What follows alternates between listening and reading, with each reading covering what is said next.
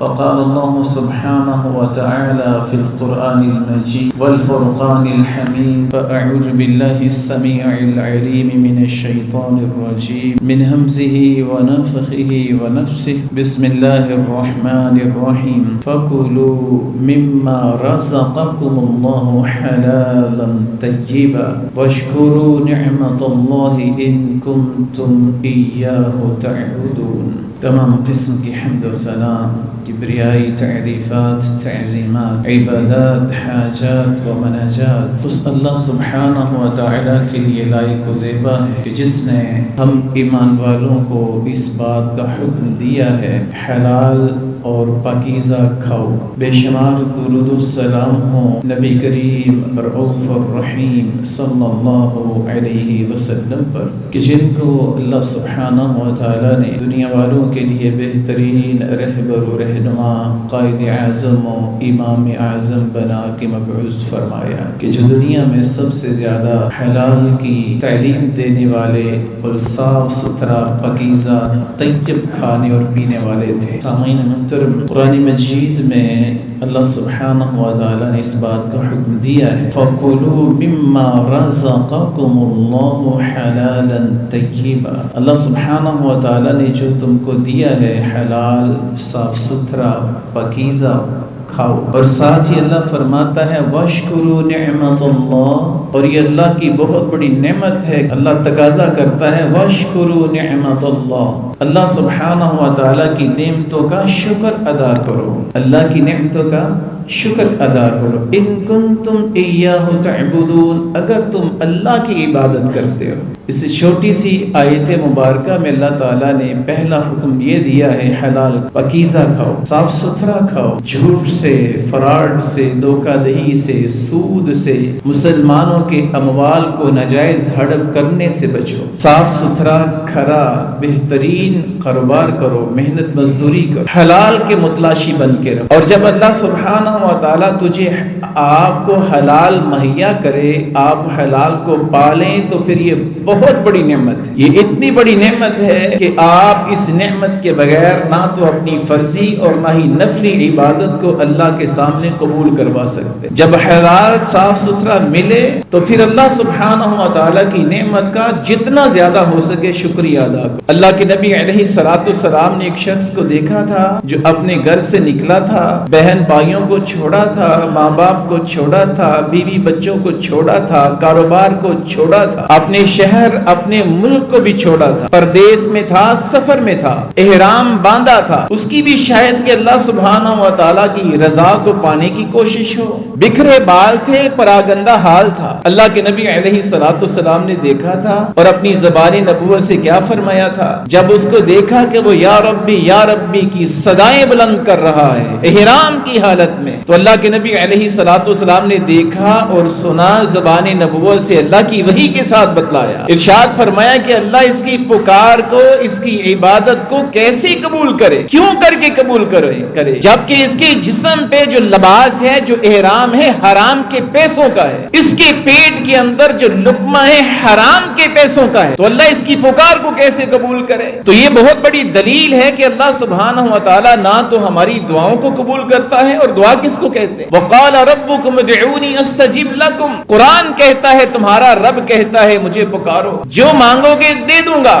ان الذین یستکبرون عن عبادتی، اس بات پہ توجہ فرمانا، ان الذین یستکبرون عن عبادتی، جن لوگوں نے گھمنڈ، تکبر، غرور میں آ کے میری عبادت سے منہ موڑا. اس سے پہلے کیا فرمایا وقال ربکم ادعونی استجب لکم، مجھے پکارو جو مانگو گے دے دوں گا. اس کے بعد کیا فرمایا کہ جن لوگوں نے گھمنڈ، تکبر، غرور میں آ کے میری عبادت سے منہ موڑا. گویا کہ اللہ کو پکارنا کیا ہے؟ اللہ کی عبادت ہے. ہم جب مانگتے ہیں نا کہ اللہ ہمیں بیٹا دے دے، بیٹی دے دے، مال دے دے، عزت دے دے، منصب دے دے، ہمیں شفا دے دے، تو ہم حقیقت بات یہ ہے کہ اللہ کی عبادت کر رہے ہوتے. اللہ نے دعا کو اپنی عبادت قرار دیا ہے. تو اللہ فرماتا ہے جو گمنڈ، تکبر، غرور میں آ کے میری عبادت سے منہ موڑیں گے سیدخلون جہنم داخرین، ہم ان کو عنقریب ذلیل و خوار کر کے جہنم کا ایندھن بنا دیں گے. یاد رکھنا. تو اللہ سبحانہ و تعالی اپنی عبادت کو قبول نہیں کرتا جب تک ہم حلال کا ارتکاب اور حرام سے اجتناب نہیں نہیں کرتے. اب چند لمحوں کے لیے محاسبہ نہ کر لیں اپنی دولت کا،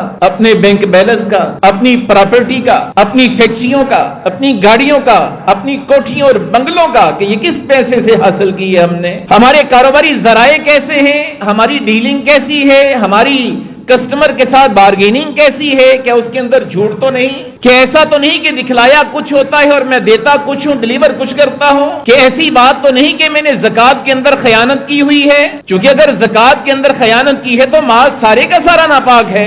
آپ اگر گھر میں 2, 4, 5 کلو دودھ لاتے ہیں، آپ کی نگاہوں کے سامنے اگر میری کوئی بہن ماں بیٹی کی آنکھوں کے سامنے اس دودھ میں چھپکلی گر جائے تو استعمال کر لیتے ہیں، کوئی چوہا اس میں سے گر کے نکل جائے تو استعمال کر لیتے ہیں، یا بسا اوقات اس دودھ کے اندر کوئی گندگی گر جائے تو کیا اس کو پی لیتے ہیں، کھا لیتے ہیں. یہ اس لیے کہ ہم اپنی آنکھوں سے دیکھ رہے ہیں. اور اللہ کے نبی کا وہ فرمانا ہے کہ جس مال سے زکات نہیں دی جاتی وہ مال ناپاک ہے، گندا ہے، پلید ہے وہ مال. کیا ہمارے اموال میں ایسے مستحقین کا حق باقی تو نہیں رہ گیا کہ جن کو اللہ نے بر وقت دینے کا حکم دیا تھا اور ہم نے جان بوجھ کے نہیں دیا؟ اللہ سبحانہ و تعالیٰ تو قرآن مجید کے اندر یہی حکم دیتا ہے نا، فَكُلُوا مِمَّا رَزَقَكُمُ اللَّهُ حَلَالًا طَيِّبًا، حلال اور پاک ستھرا طیب مال ہو. حلال کہہ دینا بھی کافی تھا. حلالًا طیبا، حلال اور طیب، پاک صاف پاکیزہ مال ہونا چاہیے تمہارا، جو کسی بھی قسم کی گندگی سے پاک ہو، جھوٹ فراڈ اور دھوکہ دہی سے پاک ہو، اس کے اندر تمہاری بہنوں کی وراثت شامل نہ ہو جو تم نے ناجائز طریقے سے ہڑپ کر رکھی ہے، اس کے اندر یتیم بتیجوں کا مال نہ ہو، یتیم بھانجوں کا مال نہ ہو، کسی کی پراپرٹی پہ ناجائز قبضہ نہ ہو. کھانا تو حلال کھانا، طیب کھانا، پاکیزہ کھانا. اور یہ اللہ کی اتنی بڑی نعمت ہے، اللہ کی اس نعمت کا شکریہ ادا بھی کرنا اگر تم اللہ کی بندگی کرتے ہو تو. اللہ کے نبی علیہ الصلوۃ والسلام نے زبان نبوت سے خبر دی تھی، ان اللہ طیب، اے لوگوں کوئی شک نہیں اللہ پاک ہے، لا يقبل الا طیبا، اللہ کسی چیز کو قبول نہیں کرتا مگر یہ کہ وہ پاکیزہ ہو. ہمیں شرم آنی چاہیے کہ ہم جب اپنے پیٹ کے اندر کوئی لقمہ لے جاتے ہیں تو اس کے اندر اگر حرام کی آمیزش پائی جاتی ہے تو ہمیں تو اللہ کی قسم ایسا سوچنا چاہیے کہ یہ مٹن نہیں، یہ چکن نہیں، یہ قورمہ نہیں، یہ ایک زہر کا لقمہ ہے جو میں اپنے پیٹ کے اندر انڈیل رہا ہوں، یہ جہنم کی آگ ہے جو اپنے پیٹ کے اندر بڑھ رہا ہو. اللہ کے نبی علیہ الصلوۃ والسلام نے زبان نبوت سے فرمایا تھا کہ کل قیامت کا دن ہوگا، جنت میں جانا تو ناممکنات میں سے ان لوگوں کے لیے جو حرام کھاتے اور حرام پیتے ہیں. بدبخت، اللہ ہمیں حلال کی توفیق عطا فرمائے. اللہ کے رسول علیہ الصلوۃ والسلام نے فرمایا کہ جہنم کی آگ سب سے پہلے ان جسموں کو، ان اجسام کو جلائے گی اور کھا جائے گی جو جسم حرام کمائی سے پلے بڑے ہوں گے. آج کوئی پرواہ نہیں، یقین مانے، حرام اور حلال کی پرواہ کیے بغیر نفسا نفسی کا عالم ہے، بس مال آنا چاہیے، لاٹھی کے ذریعے، جوے کے ذریعے، حرام کے ذریعے، جھوٹ کے ذریعے، فراڈ کے ذریعے، بس مال جمع ہونا چاہیے. اللہ کی قسم اس سے بہتر ہے کہ ہینڈ ٹو ماؤتھ چلو، ایک ڈنگ کا ہے تو 2 ڈنگ کا نہیں، لیکن ایک ڈنگ کا حلال اور صاف ستھرا طیب ہے، یہ ارب پتی حرام کمانے والوں سے بہتر ہے. اللہ کے نبی علیہ الصلوۃ والسلام کی اس فرمان کو سنیے. آپ نے فرمایا کہ جو اس حال میں صبح کرے، جو اس حال میں صبح کرے کہ اس کے پاس 3 نعمتیں موجود ہوں، چوتھی نعمت کا تذکرہ نہیں کیا، اس کے پاس 3 نعمتیں موجود ہوں. ایک تو یہ کہ وہ صحت و تندرستی کا مالک ہو، کوئی میجر بیماری نہ ہو، اس کو بہت بڑی نعمت ہے. اور دوسرا یہ کہ اس کے پاس 3 ڈنگ کا کھانا، گویا کہ 1 دن کا کھانا، لیکن ہو کون سا؟ حرام کا، حلال، پاکیزہ، طیب، صاف ستھرا ہو، 1 دن کا کھانا ہو 3 ڈنگ کا.